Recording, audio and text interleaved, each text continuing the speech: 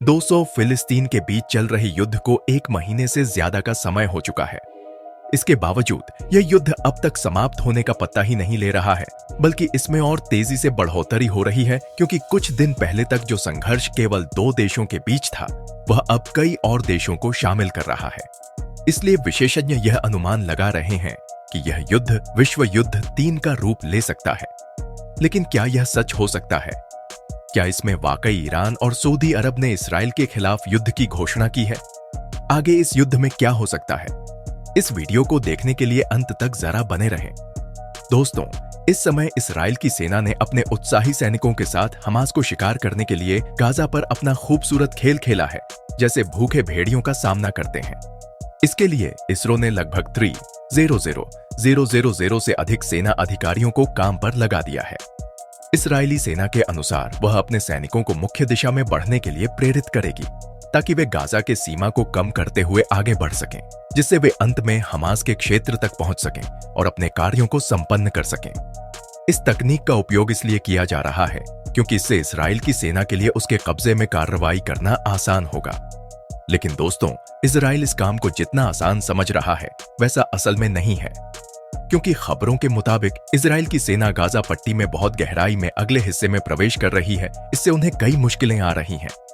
इसके पीछे का कारण है हमास के द्वारा बिछाई गई योजनाएं।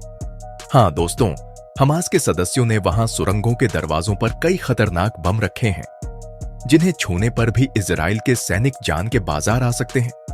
लेकिन दोस्तों, ये तो सिर्फ एक छोटा सा ट्रेलर है और आगे और भी बड़ी चुनौतियों का सामना करना हो सकता है।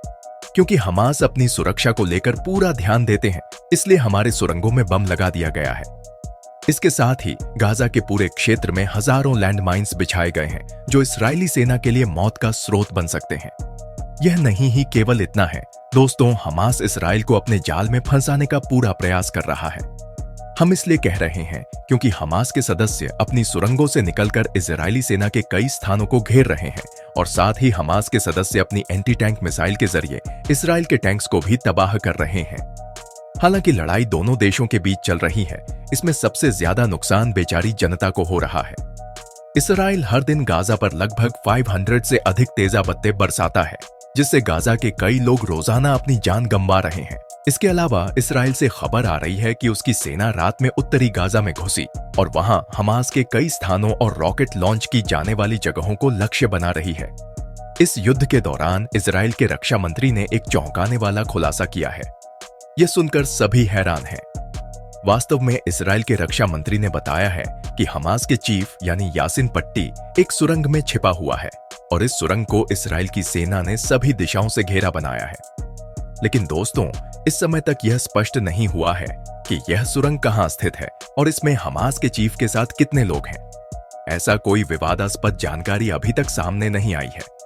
अब हम आज के चर्चित विषय पर आते हैं, जो कि हमास के चीफ के संबंध में है। तो आपको बता दें कि हमास के चीफ यानी यहां यासिन 61 साल के हैं। वे हमास के संस्थापक सदस्यों में से एक हैं, और उन्होंने न केवल 5 या 10 बल्कि पूरे 23 सालों तक जेल में बिताए हैं। इस अवधि में उन्होंने साबित किया है कि वे हमास के लिए अपनी जान को बार बार नहीं बल्कि 100 बार भी कुर्बानी देने के लिए तैयार हैं, चाहे वे गिरफ्तार हों या एक बार भी आर्मी द्वारा पकड़े जाएं। लेकिन इस दौरान उनसे कोई भी अफसर ने कोई जानकारी नहीं निकाली है। साथ ही उन्होंने यह भी कहा है कि वे हमास के लिए अपने प्रति वचनबद्ध हैं, लेकिन उनकी यह बातें किसी को भी दिखाई नहीं देगा। उनके व्यक्तिगतीकरण और बयानों से हमें समझ मिलता है कि यहाँ यासिन एक बहुत ही मजबूत और आत्मविश्वासी व्यक्ति हैं। यहाँ यह कह सकते हैं कि गाजा में या सिम्बर में हमास की सरकार का सबसे मजबूत स्तंभ है। लेकिन अगर इजराइल सचमुच से इसे खेल लेता है और वह उसे मार देता है, तो हमास के लड़के काफी कठिनाइयों का सामना करेंगे। वैसे तो दोस्तों, इसराइल की इच्छा यह है कि वह जल्दी ही हमास को समाप्त कर दे। इसलिए वह यहाँ या यहाँ को मारने के लिए लाखों की संख्या में हमास के सैनिकों को भेज रहा है, ताकि वह इसे मार सके। लेकिन जैसा कि हमने पहले आपको बता दिया है कि यह काम इसराइल के लिए इतना भी आसान नहीं होने वाला है, क्योंकि इन सुरंगों में थोड़ी थोड़ी दूरी पर जाल बिछा रखी गई है, जिसके बारे में इसराइल को कोई भी नकारात्मक अंदाजा नहीं है। इसलिए अगर इस रॉयल बिना किसी योजना के हमास की सुरंगों में प्रवेश करना चाहता है, तो इसका मतलब है कि वह जानबूझकर अपनी मौत को गले लगाना चाहता है। दूसरी वजह यह है कि इजराइल हमास के पीछे वॉर कर रहा है और पैलेस्टाइन के लोगों को यह कह रहा है कि वे अपने नेता के खिलाफ उठकर खड़े हों। हाल ही में इस रोल के डिफेंस मिनिस्टर यानी युवा गलत ने कहा था कि गाजा के लोगों को चाहिए कि वे खुद ही हमास के सदस्यों को रिफ्यूजी कैंप में छुपाएं नहीं, बल्कि उन्हें जल्दी से मार दें। इजराइल अलग अलग भड़काऊ भाषणों के साथ ऐसा कह रहा है ताकि वह पैलेस्टाइन के नागरिकों को हमास के खिलाफ उत्तेजित कर सके। वैसे ही दोस्तों, क्या आपने यह सोचा है कि यह छोटी सी लड़ाई वैश्विक स्तर पर विश्व युद्ध 3 का रूप ले सकती है? हाँ, इसके बारे में हम चर्चा करेंगे, लेकिन उससे पहले चैनल को अगर आपने सब्सक्राइब नहीं किया है तो कृपया करके सब्सक्राइब करें। इसे 2023 में शुरू होने वाले युद्ध 3 के रूप में बदलने की सबसे पहली वजह यहां से पता चलती है कि शुरुआत में यह लड़ाई सिर्फ 2 देशों के बीच थी। वहीं इस लड़ाई में कई अलग अलग देश शामिल हो रहे हैं। अमेरिका ने इजराइल के साथ दोस्ती जताई है और लेबनान ने भी ईरान के साथ मिलकर समर्थन दिखाया है। सऊदी अरब ने भी इस रोल के संबंध में अपनी स्थिति दिखाई है और वे गाजा पट्टी में इजराइल के खिलाफ उठाए जा रहे मुद्दों पर चर्चा कर रहे हैं। दुनिया भर के देशों पर दबाव आ रहा है कि वे इन दोनों देशों में से किसी एक का साथ दें ताकि यह लड़ाई जल्दी से समाप्त हो सके। ईरान ने हाल ही में इस मुद्दे पर भारत के सामने अपनी राय रखी है। भारत ने ईरान का समर्थन किया है। 6 नवंबर की शाम को ईरान के राष्ट्रपति इब्राहिम रईसी ने भारत के प्रधानमंत्री नरेंद्र मोदी से कहा कि मध्य पूर्व में हो रही इस तरह की घटनाओं को रोकने के लिए भारत को अपनी पूरी ताकत का इस्तेमाल करना चाहिए। ईरान के प्रेसिडेंट इब्राहिम रईसी ने उम्मीद जताई है कि भारत गाजा के लोगों के खिलाफ इजराइल को रोकने के लिए अपनी पूरी ताकत का इस्तेमाल करेगा। ईरान की मीडिया के मुताबिक इस बातचीत के दौरान प्रधानमंत्री मोदी ने इजराइल के अत्याचारों के खिलाफ उठाए गए मुद्दे पर भी चर्चा की और पैलेस्टाइन के इलाकों में हो रहे नरसंहार की जानकारी दी। हालांकि प्रधानमंत्री कार्यालय ने इस बारे में अभी तक कोई बयान नहीं किया है, लेकिन इससे स्पष्ट होता है कि भारत इस रॉयल पैलेस 2 इनके बीच चल रही इस जंग में किसी का भी पक्ष नहीं लेना चाहता है, क्योंकि अगर भारत ने एक बार भी किसी देश का पक्ष लिया तो दूसरे देश का खेल पूरी तरह से खत्म हो जाएगा। इस समय भारत के पास 20,000 से अधिक सक्रिय रिजर्व सैनिकों की फोर्स है।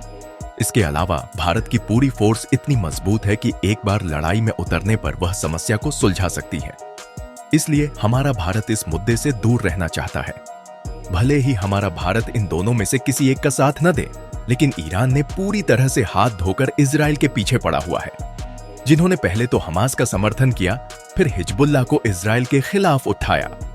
लेकिन फ्रेंड्स, ये तो अभी सिर्फ शुरुआत है, क्योंकि ईरान ने यमन से हूती विद्रोहियों को इजराइल के खिलाफ जंग में उतारने के लिए राजी कर लिया है। वहीं इजराइल, जो पहले से ही टेंशन में था, अब भी उसकी मुश्किलें बढ़ती जा रही हैं। अब ईरान सऊदी अरब के साथ मिलकर सीधे इजराइल पर हमला करने की योजना बना रहा है, जिसकी शुरुआत इन्होंने इजराइल को बॉयकॉट करने से कर दी है। ईरान के सुप्रीम लीडर ने यह स्पष्ट कहा है कि इस रॉयल को तेल की सप्लाई बंद कर देना चाहिए। इस सुनते ही कई मुस्लिम देश ने ईरान का समर्थन करना शुरू किया है। दोस्तों, आपको बता दें कि हिजबुल्लाह के चीफ हसन नसरुल्लाह एक भाषण देने की योजना बना रहे हैं और हो सकता है उन्होंने इजराइल को पूरी तरह से समाप्त करने की योजना बनाई हो, जो उन्होंने अपने भाषण में कहा। आप इस मामले में क्या कहना चाहेंगे? कमेंट सेक्शन में अपनी राय दें।